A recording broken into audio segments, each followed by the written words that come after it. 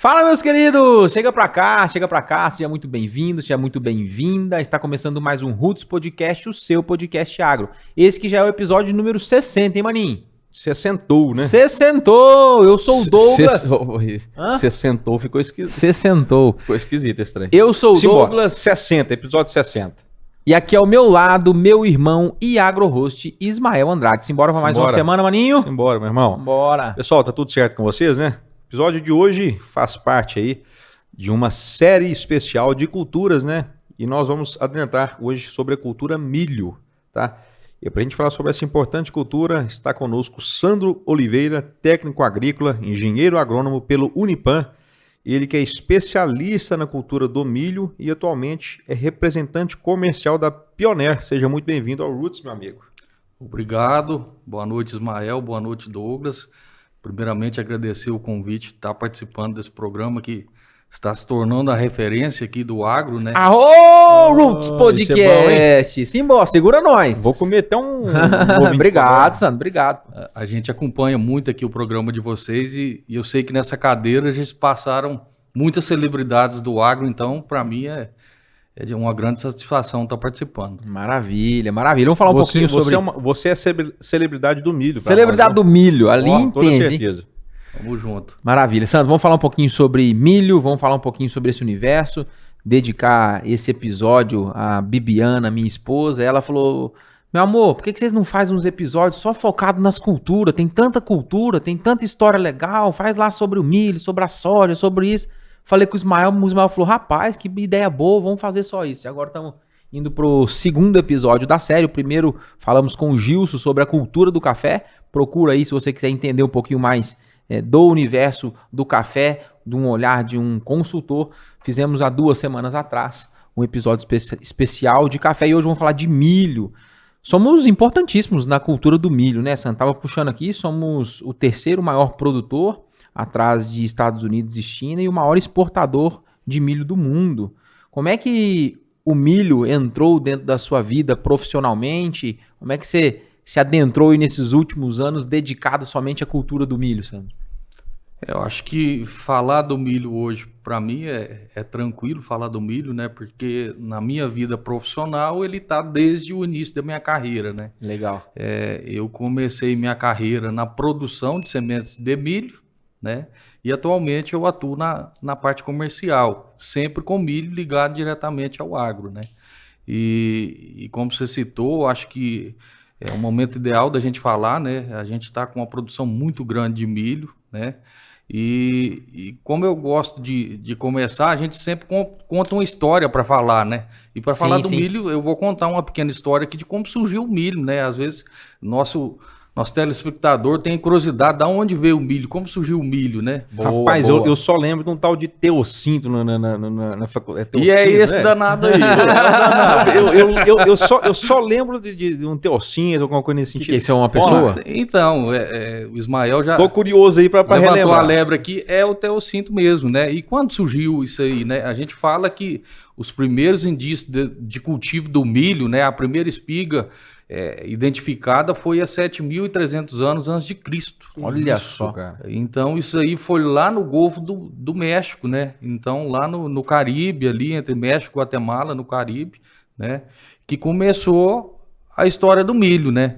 No Brasil, os primeiros indícios se fala há 500 anos antes do descobrimento do Brasil, né? Já cultivado também pelos indígenas, né? Da mesma forma que foi cultivado lá no Caribe pelos indígenas caribenhos, né? E quando eles batizaram a cultura do milho como milho, o sobrenome do milho é sustento da vida, né? Mal sabiam eles que hoje é o cereal mais cultivado no mundo. Isso alimenta muita gente, né? Então, assim, essa é a história do milho, né? E como que ele difundiu a nível mundial, né? Quando foi descoberta a América, lá por volta de 1490, 1492, vieram os primeiros europeus, né? E ancoraram aqui no Caribe, também na América do Norte, e já se cultivava o milho pelos indígenas, né? Um ano depois, quando voltaram para a Europa, já voltaram com a semente do milho. Nos bolsos. nos bolsos. E começou a difusão Não do tinha milho. barreira sanitária. Não tinha barreira sanitária, não tinha avião, Mas isso tinha foi- as caravelas, Tá, né? tá aí a importância de não ter barreira sanitária naquela época, né? Tá aí a importância. Disseminou para o mundo inteiro. Disseminou Como para o várias mundo coisas, inteiro, né? né? Muito E bacana. começou o cultivo do milho na Europa, né? Lógico que a gente sabe que eram cultivos, vamos falar assim, artesanais pelos indígenas e tudo, né? E só depois de muitos anos, já por volta dos anos 1920, né? Que lá no estado de Iowa, nos Estados Unidos, que começou a pesquisar mais o milho, né? Genética. Na época, o pesquisador Henry Wallace começou a selecionar naturalmente as cultivares que eram mais produtivas, né? Lá em 1920. 100 anos atrás. 100 anos atrás. Com isso, depois de 6 anos, ele conseguiu fazer o primeiro cultivar híbrido, né? Que é o cruzamento de duas linhagens puras. Aí ele viu que era possível produzir mais milho. A produtividade poderia aumentar quando você tem um híbrido, né? E daí Olhava as características de um, olhava a característica de uma, selecionava. olhava a característica da outra, selecionava, fazia o cruzamento. Linhagens puras, chegou no híbrido, né? Legal. E a partir daí a gente não parou mais, né? E hoje a gente tem na mão realmente uma pesquisa muito avançada com várias biotecnologias, né? Principalmente no milho, né? Legal. Que história legal, Sandro. Bacana muito você bom. remeter essa história. A gente entende esse processo evolutivo. Hoje os tetos produtivos aumentaram demais, né, Sandro? A gente fala que Sem dúvida. a semente, hoje especificadamente falando sobre o milho, a semente já carrega um monte de tecnologia que antes isso não existia. Então hoje, queria que você falasse um pouquinho sobre isso. O que a semente entrega para o produtor rural, do ponto de vista tecnológico? Hoje, se pensando em tecnologia, a gente já está muito avançado, né? Basicamente, a gente já carrega muita coisa dentro da semente, além do potencial produtivo, que é intrínseco à semente, né? Mas a gente já carrega um tratamento industrial de semente, né, do milho, a gente já carrega várias outras biotecnologias, BTs, né, que nos dá segurança hoje no controle das principais pragas da cultura do milho, né? E vai evoluir mais. Acredito eu que a curto prazo nós vamos ter muita coisa ainda para acrescentar na semente. Ela vai ser o veículo realmente de toda a cultura do milho. Eu Legal. acredito, né? Bacana. Essa série especial de culturas que a gente está fazendo, é até bom a gente falar que o nosso intuito, além da gente trazer informações técnicas de alta qualidade, que é o que a gente está nesse bate-papo super interessante, é a gente também levar informações para aquelas pessoas que conhecem o milho somente O milho de pipoca. o milho de Milho de pipoca, pipoca, né? ou milho de pamonha, ou aquele milho na lá praia, cozido. E é importante a gente aqui adentrar um pouco e democratizar, eu tenho falado, a gente democratizar a informação para que todos tenham a verdadeira compreensão da importância dessa grande cultura. A gente está falando de grandes culturas, né, a nível de importância. O milho, quando você falou de biotecnologias, eu queria que a gente adentrasse um pouco mais aí, porque a gente quer fazer um episódio específico sobre a transgenia. O que são transgênicos, né? Muitas pessoas não compram alimentos transgênicos, e se perguntarmos para essas pessoas por que ela não consome transgênico, ela nem sabe falar, às vezes, não entende o que são transgênicos. Mas vamos pensar que a transgenia, ela está presente na vida da semente do milho, né? Você falou de biotecnologias, o BT, né? Bacillus thuringiensis, né? Isso. E a gente também tem a questão do milho RR, né? Queria que você falasse um pouco sobre isso aí, Sandrão. Pois é, a primeira tecnologia dos transgênicos que veio, né, foi o RR, né? Vamos lá, vamos trabalhar a descrição. O que é um transgênico, Sandro? Vamos lá, o que é o transgênico, né? A gente são plantas, né? A gente estudou, são genes transgênicos que conferem à planta uma determinada tolerância, né? No caso, de herbicidas e no caso de insetos, né?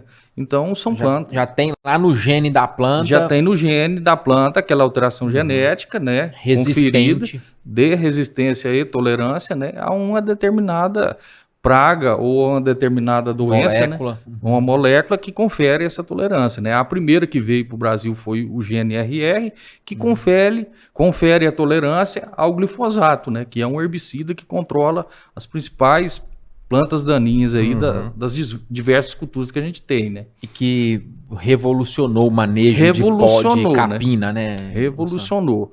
E depois veio para a gente o bacilo thuringiense, né? Que é uma tecnologia BT voltada para o controle de insetos, né?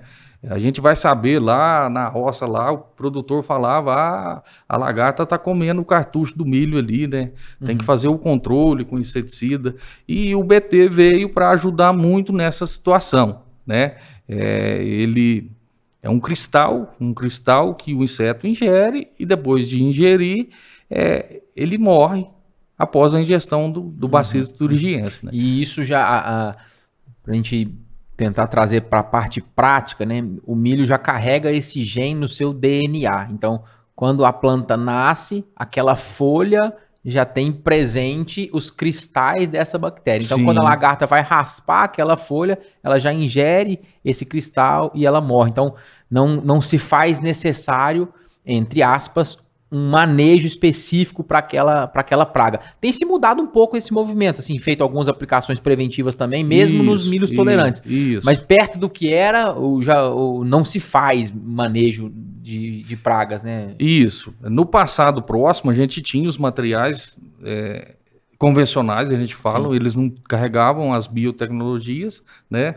Em 2002 para 2004 surgiu a primeira biotecnologia BT no Brasil, né? E daí foi se evoluindo, 2009 chegou a segunda e depois 2014, 2015 veio a terceira, né? As primeiras, por a gente ser um país tropical, de cultivo intenso o ano todo, cultivo em cima de cultivo, elas já perderam de certa forma a tolerância. Nos primeiros anos ali. Nos primeiros anos elas comportaram de forma satisfatória, foram muito bem, depois... consequentemente, com a exposição do campo, né, já foram perdendo gradativamente a tolerância, né? É igual o ser humano versus vacina, né? As vacinas, elas precisam ser atualizadas porque realmente há a resistência ao decorrer dos anos. É só para contextualizar aqui, ó, as principais culturas transgênicas são milho, algodão, soja, cana-de-açúcar e tem um exemplo aqui de uma fruta que é o mamão do Havaí.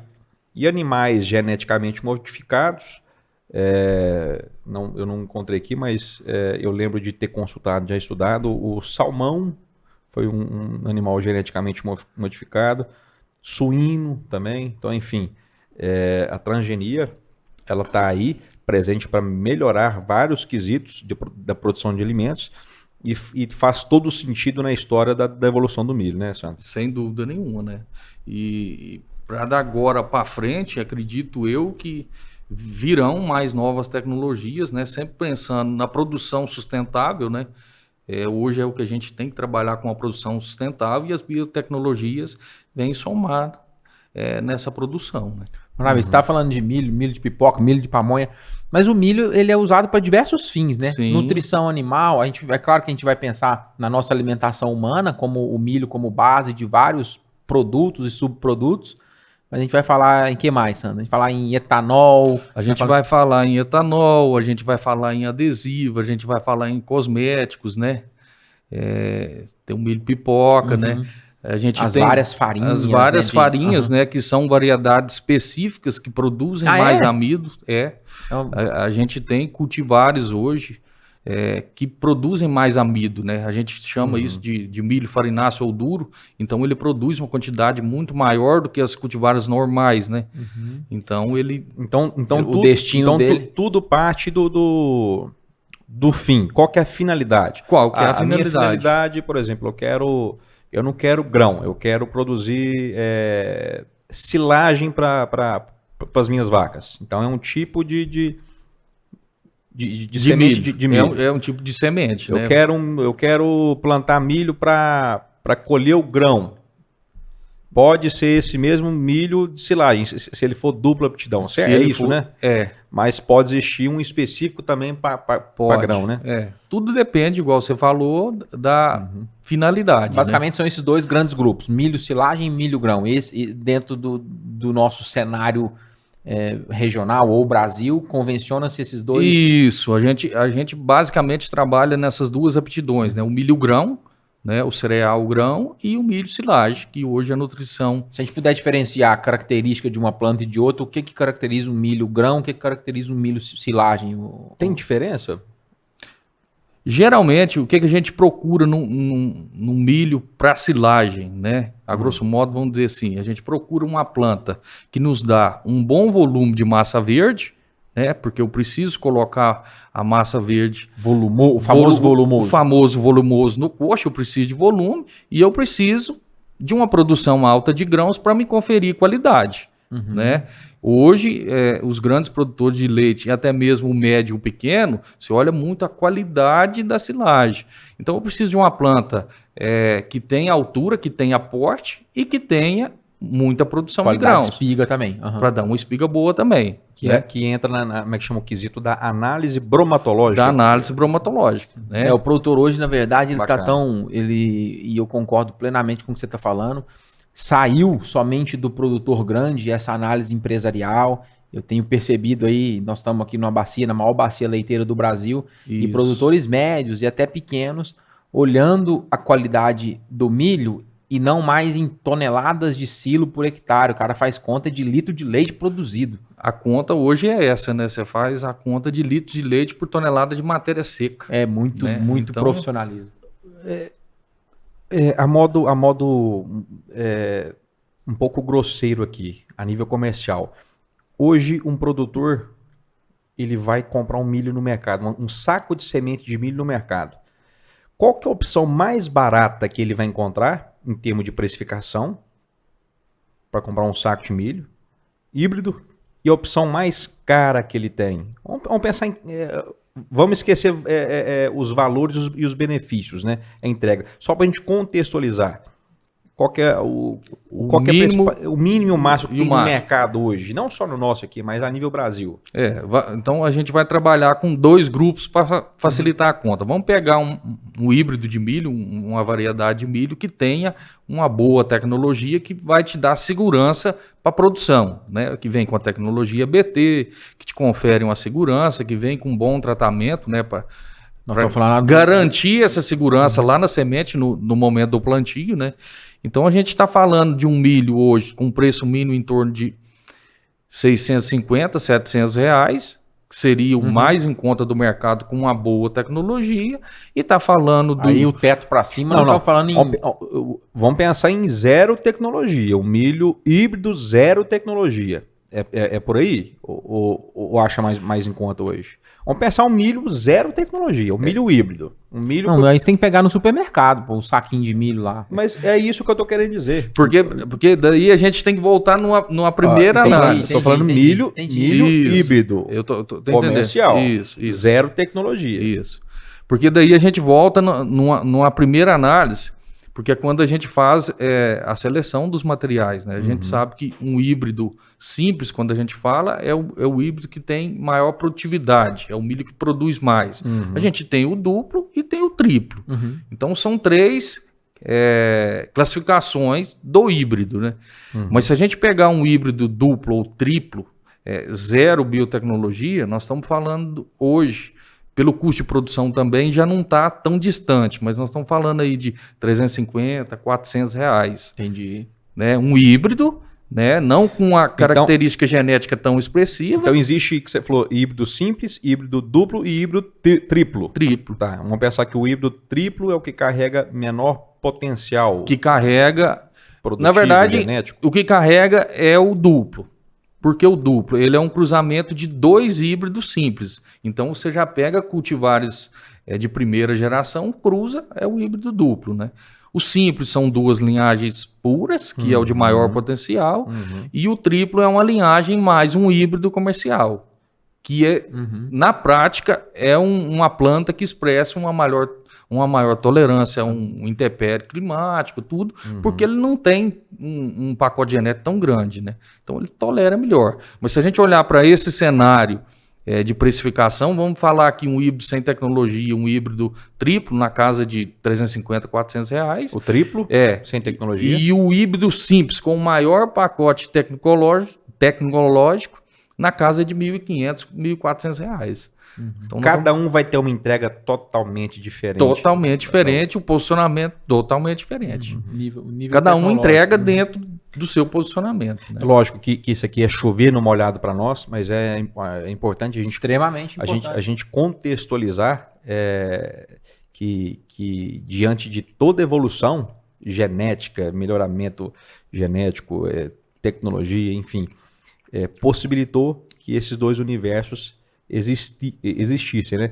E o Cláudio Nassi, no episódio de número 4, vale a pena, ele falou muito desse... Uma verdadeira aula. Desse movimento da evolução do milho, quando começou a existir os milhos transgênicos, né?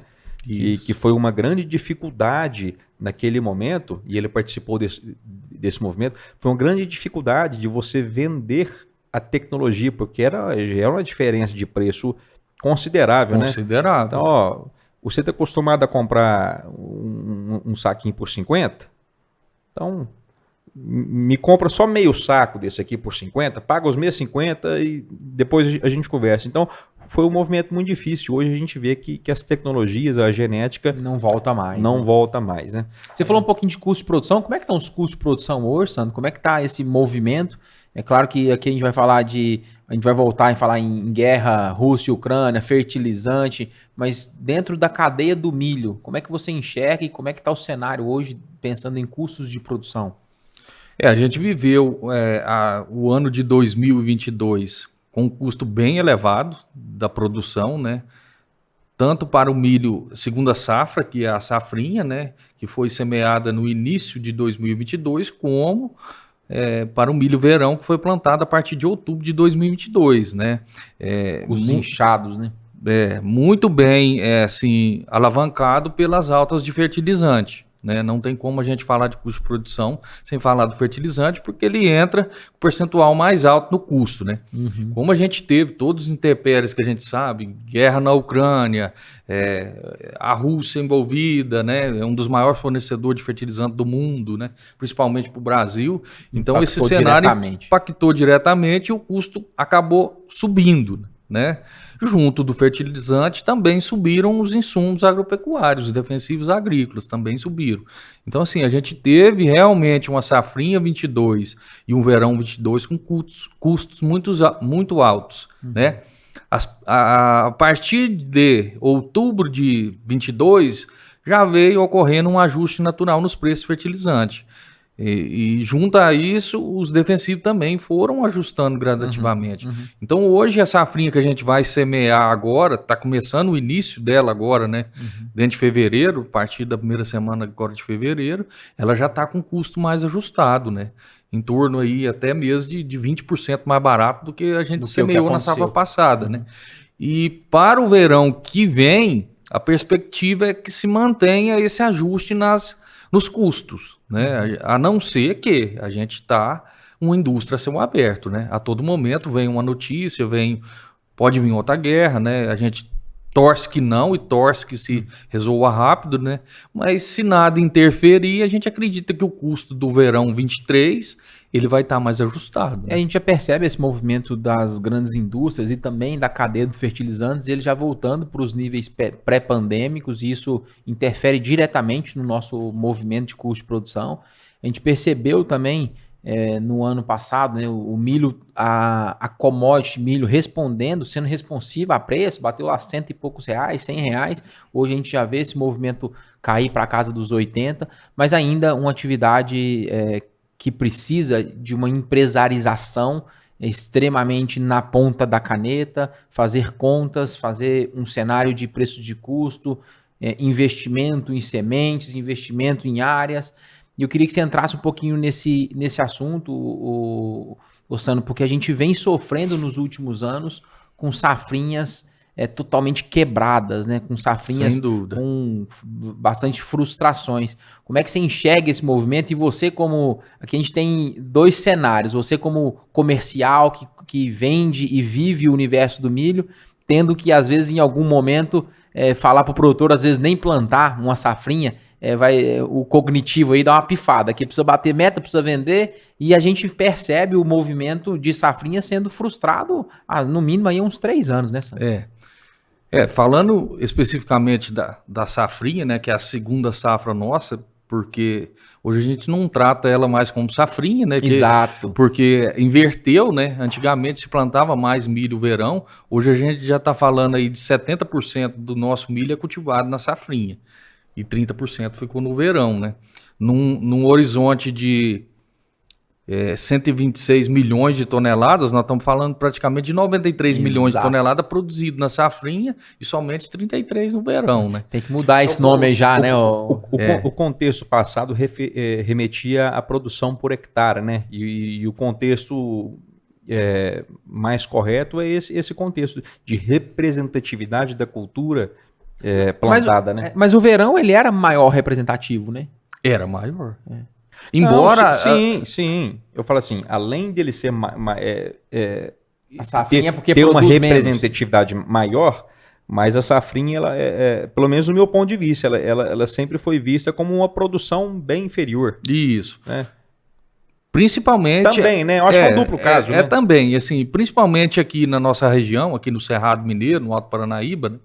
Porque a gente não tem uma janela de chuva tão definida como a gente tem no estado do Goiás, do Mato Grosso, né? Que realmente você pode antecipar o plantio da soja lá para setembro, que você vai colher no início de janeiro e vai entrar com o plantio muito cedo. Nós não temos essa janela aqui, né? E a gente veio de 3 anos do fenômeno Laninha, que a chuva choveu muito no verão, no dezembro, janeiro, fevereiro, e cortou muito cedo. Então, pegaram as lavouras em fase reprodutiva, enchimento de grão, e realmente a produtividade foi lá embaixo. É onde o produtor teve essa frustração nesses últimos 3 anos, né? Olhando para o comercial, realmente é difícil, né? E a gente entende o lado do produtor, é a realidade que a gente está virando agora, né? A gente tem muitas fazendas, áreas grandes agora, que vão ficar em pousídio, né? Não vão ser plantadas a safrinha. O produtor dedicou a fazer só uma excelente safra, cuidar da safra. Cuidar da primeira safra muito boa, da safra de soja, né? E às vezes diversificar algumas culturas, no caso mesmo até mesmo da braquiária, do trigo, da aveia, que são culturas naturais mais do inverno, né? E também tem uma boa aceitabilidade de mercado e uma boa rentabilidade, né? A partir do momento que a nossa janela do plantio da safrinha, ela já vai estar muito apertada, né?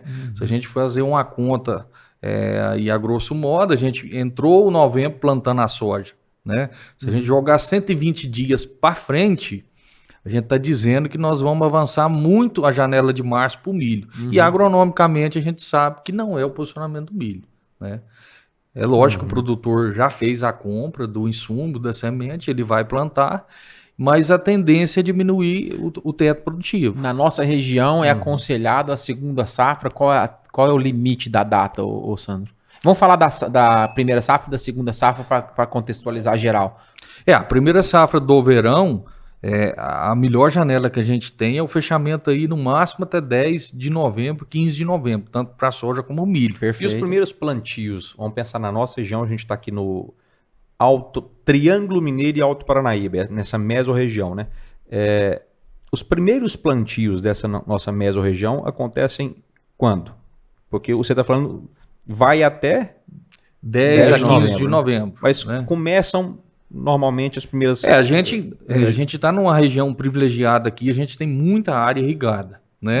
A turma já acelera as plantadeiras na área irrigada. Quando o cultivo é feito no irrigado, a gente tem plantio de final de agosto, início de setembro. Começou a esquentar ali já... Começou a esquentar, você já começa, né? Principalmente as áreas que tem as hortaliças como cultura principal e o milho subcultura, eles entram cedo para fazer a rotação, então planta o milho muito cedo. De 1º de setembro a 10 de novembro, onde que tá concentrada a janela ali. essas primeiras áreas aí hoje se concentra... Entra o primeiro plantio e os últimos ali. Vamos pensar isso. Mas concentram-se basicamente ali, mais ali de 15 de outubro. Outubro, novembro, dezembro. Isso, não, mas a gente tem um mês de janela que a gente considera o pico, que seria 15 de outubro, claro, se a gente tiver a chuva já Tudo em condição, tudo certo. A 10, né? 15 de novembro. A 10, 15 de novembro. E a gente entende também que é a melhor janela para a produção, tanto de cereais no geral, né? Milho, soja. Dá-se início, então, à primeira safra ou plantio de verão. Como é que você atribui esse final de verão aqui? Como é que estão as lavouras de milho nessa região que você está, Sandro? O nosso panorama do verão hoje, tanto milho como soja, porque a gente contextualiza as duas culturas, né? É o mais plantado aqui na região, elas estão muito boas. Né? É lógico que a gente agronomicamente faz uma avaliação visual, né? Mas pelo visual as lavouras estão com um potencial muito grande, tanto o milho como a soja. Então, a expectativa sim de uma boa produtividade, né? A gente pode falar que o regime de chuva esse ano foi extremamente favorável, né? Extremamente favorável ao cultivo do milho, né? Diferentemente do ano passado, que a gente teve basicamente o janeiro e fevereiro com chuvas intensas durante os 2 meses. Né? Isso não é bom para a cultura do milho, né? É uma planta que demanda muita luminosidade, né? Para desenvolver e entregar o máximo de produtividade. Aqueles dias nublados corre contra a produtividade. Lá né? embaixo Esse ano, apesar de ter um bom volume de chuva, parece que foram mais concentradas, não tivemos longos períodos, né? Invernados, né? Então, realmente, está com um potencial muito bom. Né? Voltando na janela da safrinha, ou da segunda safra, qual que é a janela ideal, Sandro? A janela ideal para nós, eu vou olhar mais para o Alto Paranaíba, triângulo aqui, ela para quem plantou entre 15 de outubro e 15 de novembro, está colhendo... Está colhendo agora, né? Agora, nesse momento. Para quem iniciou 15 de novembro, está iniciando a colheita da soja. Meados de fevereiro. Meados de fevereiro inicia o plantio, né? Mas geralmente a gente tem uma janela de safrinha de milho plantada sempre dentro do mês de fevereiro. E em anos que a chuva vai alongando, a gente vai estendendo. Vai jogando, né? Essa janela para frente. A gente tem essa extensão da janela aí até 10 de março, né? Agronomicamente não é o recomendado, a gente sempre preza por fechar fevereiro. Fechar o fevereiro, no máximo a primeira semana de março. Depois a gente tem outras culturas que entram na subsequência do milho também que dá para trabalhar e produzir bem, né? São menos, às vezes... Menos risco, né? Uma cultura risco, um risco menor. Falando do milho, a gente tem um parente próximo do milho, que é o sorgo, também. Necessidade hídrica menor. Necessidade hídrica menor, né? Uma planta mais rústica que entrega... Então, nesse momento, a gente está vendo no campo aí colheita e plantio para todo lado. Simultaneamente, né? E o ideal é que a gente faça isso com muita eficiência para você reduzir a janela de plantio da safrinha e, consequentemente, reduzir o risco, né? Um dos desafios hoje é essa logística de colheita e plantio rapidamente, né? Isso aí para otimizar a janela. Isso aí tem um baita benefício para nós, né? Até mesmo na questão de pragas na lavoura, controle. Quando você diminui muito a janela e faz um manejo mais concentrado em todas as regiões, teoricamente você controla melhor uma praga, né? E você reduz também a janela de plantio, podendo ter, se a chuva ajudar, uma planta mais bem desenvolvida numa curta janela, né? Que a gente tem que pensar com isso daí, né? Você falando em praga aí, vamos entrar nesse assunto, mas antes eu só quero levantar uma informação aqui a título de curiosidade. Eu queria que você falasse se está correta essa informação, ó. 1 grão de milho, uma semente de milho, ela dá origem normalmente a uma espiga, né? Por pé, por planta. Em alguns casos, uma outra dá 2 mais espigas, de uma espiga, né? Às vezes. Mas normalmente os híbridos do mercado a gente pode considerar uma espiga ou está sendo comum mais de uma espiga? Não, quando a gente trabalha com os híbridos mais puros, né? A busca de todas as companhias sementeiras do mercado é trabalhar com uma planta que tem uma única espiga bem uniforme. Uma espiga uniforme e um stand de plantas, né? Uma população final de plantas com as espigas todas uniformes. Então a gente considera sempre uma espiga. Uma né? espiga. Então, é só para Entender que às vezes aqui é mais por lógica, né? Se tem duas espigas, às vezes vai ficar as duas meio que mais ou menos ali, não vai expressar um potencial total. Sim, às vezes você extrai mais da planta, Sim. né? A questão E a arquitetura nutricional, também, né? a arquitetura da planta, mas muito mais nutricional, né? Imagina Drenando energia. que somos duas pessoas para um prato de comida, né? Então, Exatamente. acaba você tendo uma fonte de drena ali desbalanceado e Bacana. o ideal é você ter um espiga uniforme muito produtiva por planta, né? Perfeito. Bacana. E voltando aqui, então, uma semente de milho, ela dá origem, então, a uma espiga, e essa espiga dá origem de 500 a 800 grãos. Essa conta tá certa? Tá certo, tá certo. Vamos pensar a conta que é muito feita na análise de produtividade, é a quantidade de fileiras, né? A quantidade média de grãos por fileira versus o peso de 1.000 grãos, é uma coisa nesse sentido, né? Isso, vezes a população de plantas finais que você tem por hectare, né? Qual o range hoje de população? Tem sido quanto? É variável de acordo com o híbrido, né? Mas uma população média, hoje a gente trabalha em torno de 68 mil plantas por hectare, né?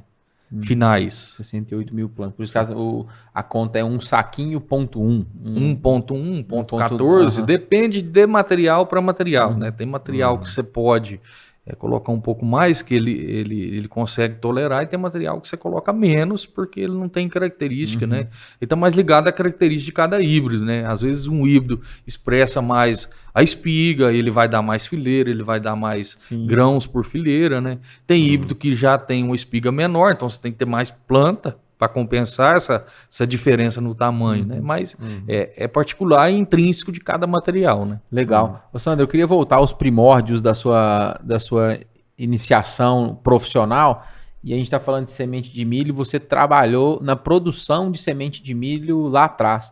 E eu acho super curioso e tenho um monte de dúvida, nunca trabalhei com semente de milho propriamente dito e campos de semente. Eu queria que você falasse um pouquinho, porque a dinâmica é uma dinâmica totalmente particular, né? E nós estamos numa região aqui que tem próximo aqui Paracatu, Naí, que são grandes polos produtores de sementes de maneira geral, Goiás, outros grandes polos.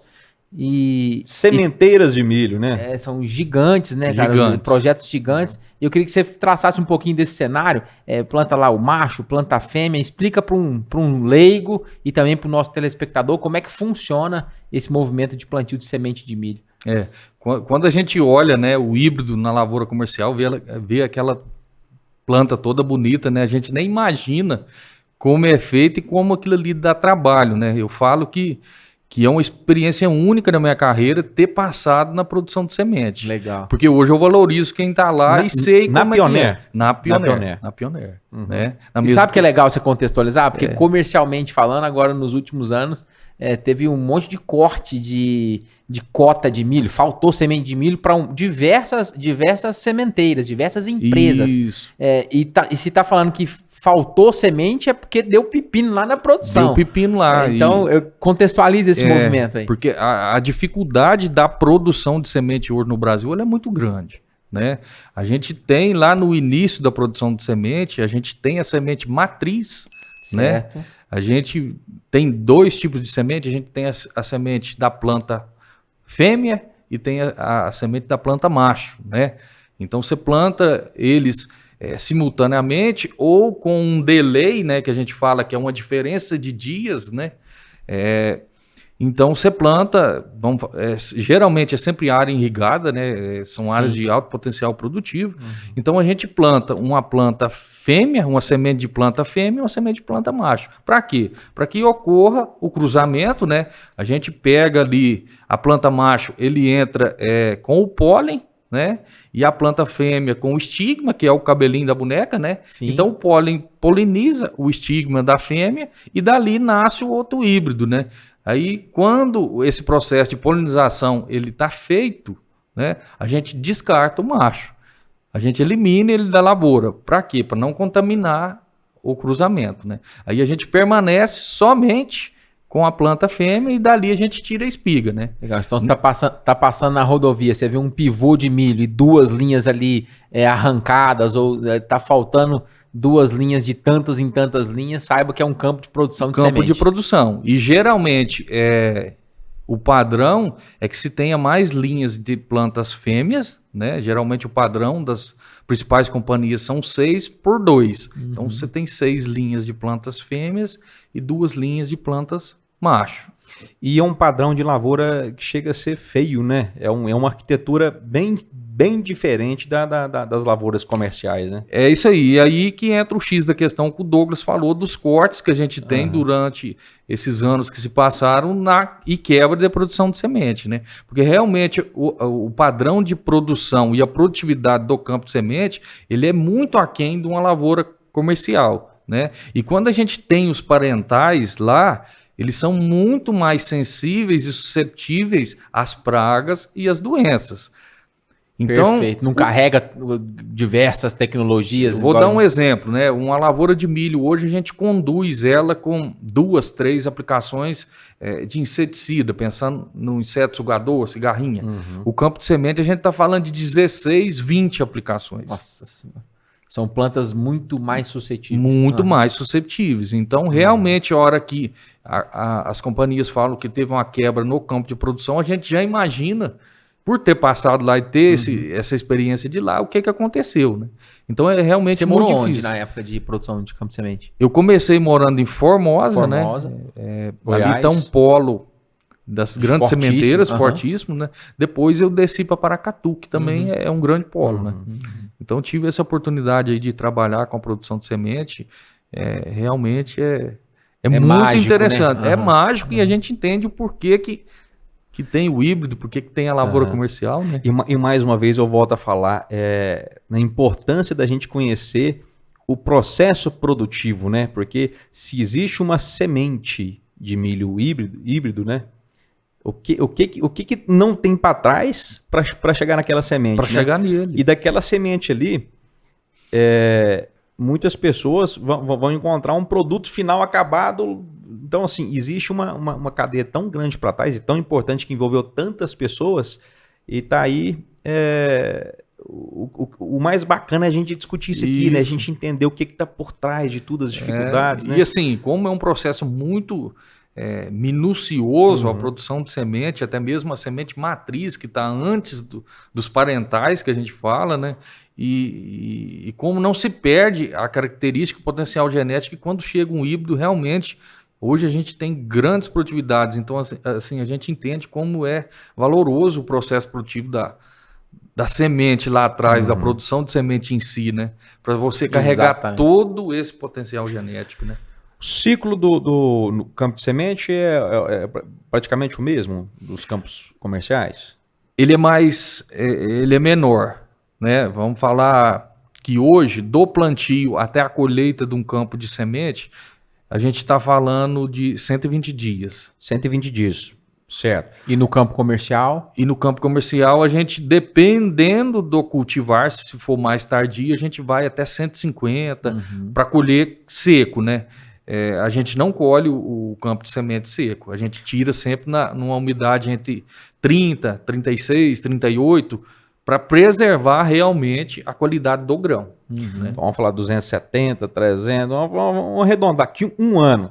Às vezes você que está escutando aqui a gente, às vezes aquela pamonha que você comeu, ela tem um processo em torno de um ano para essa pamonha aí, para esse milho aí chegar na sua mesa. Sair de uma semente e virar uma pamonha. Maravilha, maravilha. Sandro, dá um break aí, come um ovinho de codorna, um queijinho que o Bar da Glória preparou pra gente. Vamos falar aqui, vamos dar um pause na nossa prosa rapidinho, vamos falar dos nossos parceiros, vamos falar da turma que nos apoia, vamos falar da turma que está presente conosco aqui nesse ano de 2023.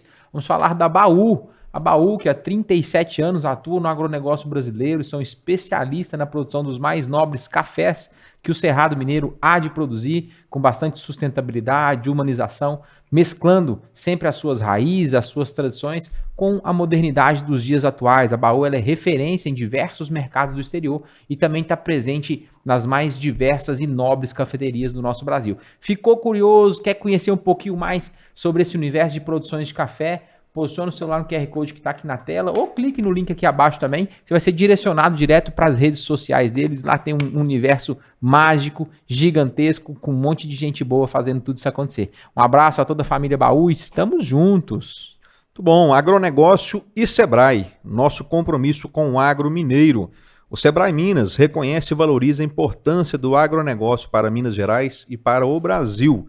Por isso, firmamos o compromisso de ajudar a criar um agro diferente cada dia melhor. Trabalhamos para valorizar a força do empreendedorismo dos produtores, das cooperativas, associações e agroindústrias. O resultado são produtos incríveis, saudáveis, acessíveis e que promovem sua origem. O Sebrae quer ser capaz de inspirar o agro para que esteja sempre na vanguarda, através de iniciativas sustentáveis e humanas. Esse é o Sebrae. Esse é o nosso parceiro e conheça um pouco mais do Sebrae acessando o QR Code que está aqui na sua tela para você conhecer o Educampo, esse importante serviço para o produtor rural. Maravilha, abraço Sebrae, a todo o time, Nayara e companhia. Estamos juntos, vamos falar sobre Anatomic Gel. Anatomic Gel, você já conhece as botas e botinas Anatomic Gel? Eu e o Ismael já somos clientes há mais de 10 anos e agora, além de clientes, somos parceiros comerciais também aqui no Roots Podcast. As botinas e as botas Anatomic Gel são confeccionadas em couro de altíssima qualidade e o seu revestimento interno também ele é de couro, que garante maior absorção contra impactos, maior conforto no uso aí no dia a dia. Pensa num calçado extremamente estiloso. Anatomic Gel, há 25 anos, ela se propõe a produzir os calçados masculinos mais confortáveis do mercado. Pessoas de todo o Brasil e mais de 60 países também já usam Anatomic Gel. Você também merece essa experiência. O solado também é outro detalhe extremamente importante que a gente pode destacar no calçado, produzido em borracha gel, torna também o produto muito mais resistente, durável e confortável. Aproveite o cupom, temos um cupom rodando aí, né, maninho? Cupom aí, de cupom de 10% de desconto, ROOTS10. Escaneie o QR Code que está aqui na tela, você vai ser direcionado direto para a loja virtual da Anatomic Gel. Tem o link aqui abaixo também. Se você quiser clicar, considere comprar um Anatomic Gel para mais conforto, para mais estilo. Considere também presentear uma pessoa que você ame. Anatomic Gel. Um abraço a toda a família. Tamo junto. Junto. Cultura Agromais. A Cultura Agromais, pessoal, é uma empresa com soluções agronômicas, financeiras e tecnológicas para as nossas lavouras. Tem como lema entender, acompanhar e entregar o que há de melhor ao produtor, que é o nosso grande protagonista do agro. A equipe está presente no campo buscando sempre uma agricultura com identidade, serviços e soluções para atender com qualidade. O objetivo é acompanhar o manejo de perto, de forma técnica para o aumento efetivo da produtividade, sem esquecer, claro, da rentabilidade, né, meu irmão? Maravilha. Atualmente a companhia está em franca expansão, já são 10 unidades, patrocina onde é a matriz, Patos de Minas, Coromandel, Uberaba, Conceição das Alagoas, Pirajuba, Capinópolis, também está presente em Araxá, Santa Juliana, já está também presente no estado de São Paulo, no município de Ituverava. Quer conhecer um pouquinho mais sobre a Cultura Agromais? Posicione o celular no QR Code ou clique no link aqui abaixo. Você também vai ser redirecionado para as redes sociais deles. Um abraço a toda a família Cultura Agromais. Bom, Faelo Filmes. Faelo Filmes é uma empresa especializada em eternizar grandes momentos. Um abraço para o Faelo, nosso produtor. Estão há 9 anos atuando no mercado de Patos de Minas e região, levando o que há de melhor em filmagens de casamentos, eventos empresariais e transmissões de live. No agro, atua com captação de imagens com drones. Então, se você quiser conhecer um pouco mais do trabalho deles, acesse o QR Code que está aqui na sua tela e entre em contato. Abraço, nosso produtor Faelo. Faelo, Nayara, muito obrigado pela parceria de sempre. E você, empresário, quer comunicar sua marca conosco, quer comunicar seu propósito, você entende que esse projeto nosso tem alinhamento com o que você também pensa da sua empresa, considere mandar uma mensagem para a gente poder apresentar o nosso plano de 2023, o nosso plano, o nosso kit mídia aí, para você entender um pouquinho deste nosso movimento E pra turma do Clube Roots, maninho? Isso aí, para você que é CPF e eu tô falando assim, como é que eu vou ajudar? Tá faltando o Sandro lá no Clube Roots, né? Como é que eu vou ajudar esse projeto aí? Tá faltando, sei lá, Sandro. Ô, Sandrão, se vira aí, É Sandrão. muito simples, pessoal. Você apoia o Roots, apoia esse projeto agro, acessando aí o link, né, que está na descrição de todos os episódios. Você vai cair na plataforma do PicPay, lá você vai escolher o plano que melhor atende lá a sua contribuição. A partir de R$ 9,00 você já contribui de forma significativa para esse projeto aí, uma cobrança mensal e recorrente. E agradecemos a todos que estão presentes do Clube Roots e muito obrigado, faça parte também desse movimento. Maravilha, Sandrão, voltando para nossa conversa sobre milho, como é que tá a tendência para esse mercado agora? Como é que você está enxergando esse movimento? A gente falou de dificuldades na safrinha, a gente está vivenciando agora o movimento de início dos plantios da safrinha. Como é que você enxerga esse cenário?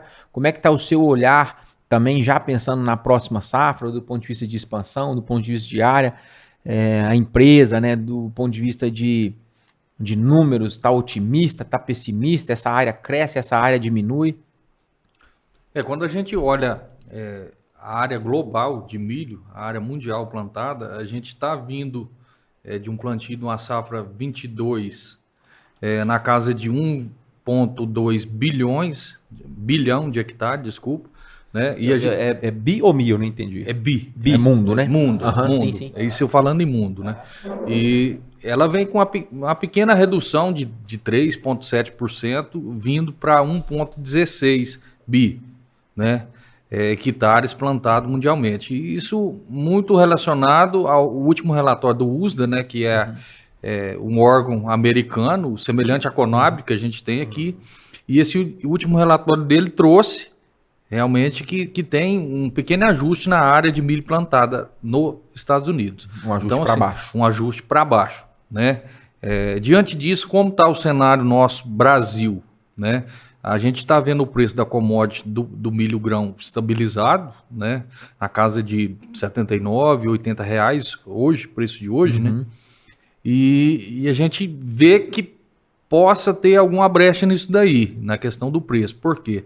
O CPEA soltou na última semana um levantamento de mercado apostando bastante no crescimento da produção suína. A gente sabe que hoje eles estão trabalhando negativamente, o custo do suíno hoje ele está negativo, mas o CPEA já está apostando numa reação da atividade suína, né? E a gente está na eminência aí de realmente efetivar um contrato com a China, né, para a gente exportar milho para a China. É um contrato inédito, nunca a gente exporta muita coisa para a China, muita soja, mas milho realmente é inédito, né? Eles são o segundo país maior produtor de milho do mundo, mas tem um consumo interno muito grande, muito maior do que produz, né? Hoje eles estão falando que se produz 271 milhões de toneladas e consome 295. Então a gente tem uma diferença aí de 26 até 30 milhões de toneladas, né? E nos últimos anos ele tem feito grandes negócios com os Estados Unidos e o Brasil não tem feito, mas está na eminência de se fechar um contrato. Então assim, isso aí também pode aquecer, né? A gente sabe que a Ucrânia é outro grande produtor mundial de milho, está passando a situação de guerra, então as lavouras não estão boas, né? Nosso vizinho, a Argentina, juntamente com o estado do Rio Grande do Sul, estão passando por uma seca severa, então a gente assim vai ter uma queda também de produtividade, isso também pode voltar a impactar no preço da commodity. Nós não estamos aqui para prever futuro, nem prever preço de commodity, mas então existe um sentimento altista do preço da commodity, vista esse cenário que você está desenhando. Vista esse cenário global e até mesmo nacional, né? Que a gente está analisando. Para o próximo verão, né, a safrinha já está sendo plantada, mas para o próximo verão, a gente enxergando um pouco um horizonte mais distante, esse impacto dessa redução desse relatório do USDA na safra americana, a gente já tem algum movimento, até mesmo das multinacionais, já pensando que pode ter um acréscimo de plantio de área milho-verão aumentando. Né? Então, a gente está traçando também esse cenário. É um cenário que está no horizonte o aumento da produção de milho-verão né, muito atrelada a esse ajuste no cultivo do milho americano, né? Porque influencia bastante, né? Exato, A gente sabe que são os maiores produtores do mundo. e de contrapartida, a gente sabe também que uma grande oferta de milho, ele impacta diretamente a Bolsa de Chicago, que é a referência mundial, né, para comercialização de grãos, e muita oferta acaba pressionando a Bolsa, ela volta, mas a gente sabe também que o Brasil hoje, eu falei no início das 126 milhões de toneladas que a gente produz de milho, a gente tem um estoque de passagem em torno de 7 milhões, a gente tem um consumo interno de 77 milhões de toneladas, né? A gente exportou no último ano, no fechamento agora fechou em 44 milhões de toneladas, recorde, né? A gente superou a safra passada, que foi 23,3, então a gente fez 112% de aumento nas exportações, aumentou bastante, né? Então essa pressão do mercado nacional, das fábricas de ração, de nutrição animal, ele acaba também aquecendo o mercado, né? Em contrapartida, a bolsa sendo pressionada, o preço pode voltar, mas o mercado interno também, como ele é muito grande e a concorrência entre esses consumidores pode favorecer a melhorar um pouco. Legal. A questão do preço do milho, né? É o cenário que a gente está traçando, legal, né? Maravilha. É lógico que são muitas variáveis. Mas tá bem, o embasamento está bem coerente. Várias informações relevantes aí e cabe essa compreensão aí, né? Muito maravilha. Ô, Sandro, que bate-papo legal, cara. Eu vim despretensioso pra gente falar sobre milho aqui, geramos um conteúdo super legal. Obrigado, cara. Já aqui caminhando aqui pro encerramento. A gente tá falando de milho, mas nós trouxemos um presente para você que é um café. Olha, um café extremamente especial do nosso parceiro Baú. Da Fazenda Fucuda, lá da família Fucuda. Olha, um bourbon. Legal. Tem uma xícara toda personalizada, especial aí também.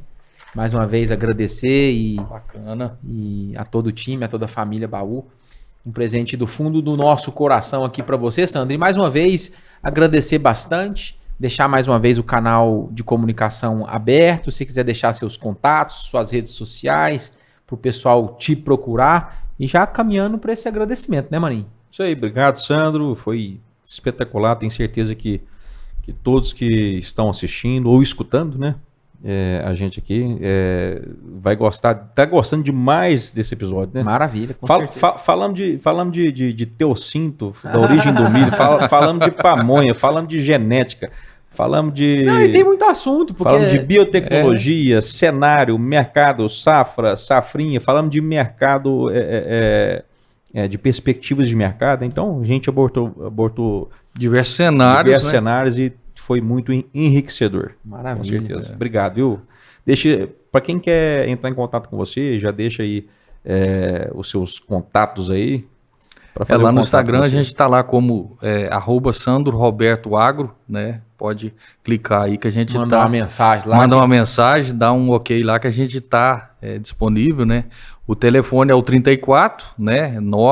99253-1288, ligado 24 horas, né? A gente o comercial não dorme. Não dorme, não para, né? São 7 dias por semana, realmente muito acelerado, né? E o e-mail é o sandro.oliveira2014@gmail.com. Também fica à disposição aí, né? Maravilha. Sandrão. Obrigadão mais uma vez. Tamo junto. As portas estão abertas sempre que você quiser vir ao Roots pra gente gerar conteúdo, pra gente poder passar uma informação bacana. Maninho, obrigado mais uma vez por fazermos junto esse programa e esse projeto acontecer. A você que nos acompanha, muito obrigado por ter chegado até aqui. Considere nos seguir. Se você está gostando desse conteúdo, considere também dar um joinha aqui, dar um like, que isso nos ajuda e o YouTube também entende que o conteúdo tem relevância e coloca e dissemina ele para mais pessoas. Estamos juntos até semana que vem. Isso aí, pessoal. Um abraço e até semana que vem. Fiquem com Deus.